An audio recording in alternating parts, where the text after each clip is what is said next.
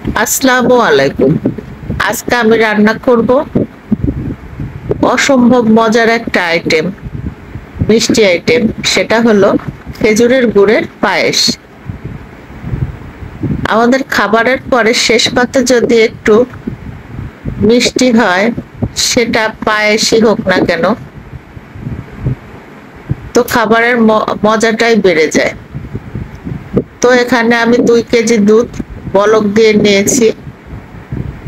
এটা বলক হওয়ার পরে এর মধ্যে আমি এক টুকরা দারুচিনি আর 3-4টি এলাচ দিয়ে দিলাম।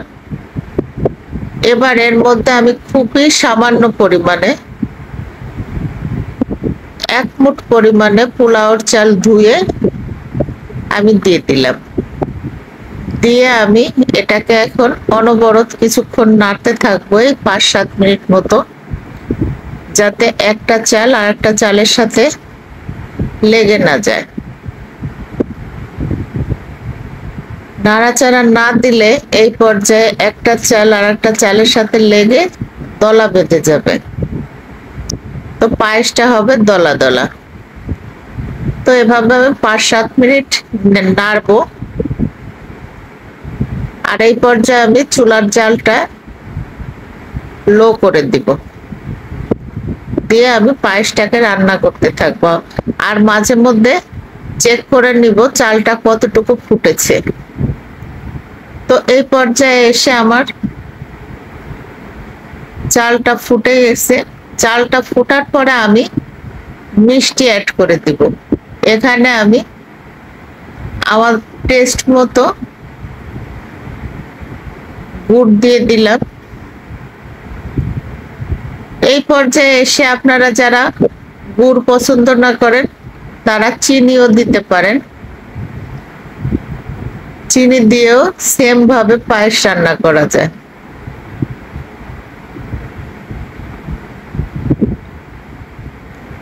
তো গুড় দিয়ে আমি মাঝে মধ্যে নেড়ে দিব যাতে নিচে লেগে না যায়। গুড়টা যখন একদম গলে যাবে তারপরেও আমি আরো কিছুক্ষণ রান্না করব। সে গুড় বা চিনি যেটাই হোক, চালটা ফোটার আগে কখনোই দিবেন না। মিষ্টি দেওয়ার পরে চাল আর ফোটে না, এই জন্য চালটাকে পরিপূর্ণভাবে ফুটিয়ে নিয়ে মিষ্টি যোগ করতে হয়।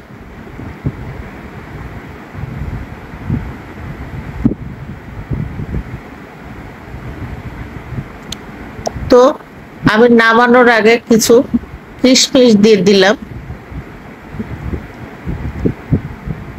কিশমিশ দেওয়ার পরে আমি আরো মিনিট 2 রান্না করব। রান্না করে আমি চুলাটাকে অফ করে দিব।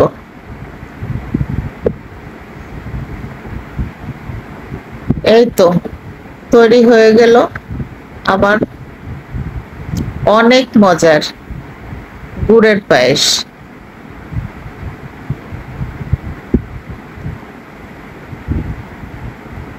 খেজুর গুড় দিয়ে পায়েস রান্না করলে গুড়ের একটা মিষ্টি গন্ধ বের হয়, আর খেতেও অনেক মজা হয়। তো এভাবে একবার ট্রাই করবেন। ধন্যবাদ সকলকে সাথে থাকার জন্য। আল্লাহ হাফেজ।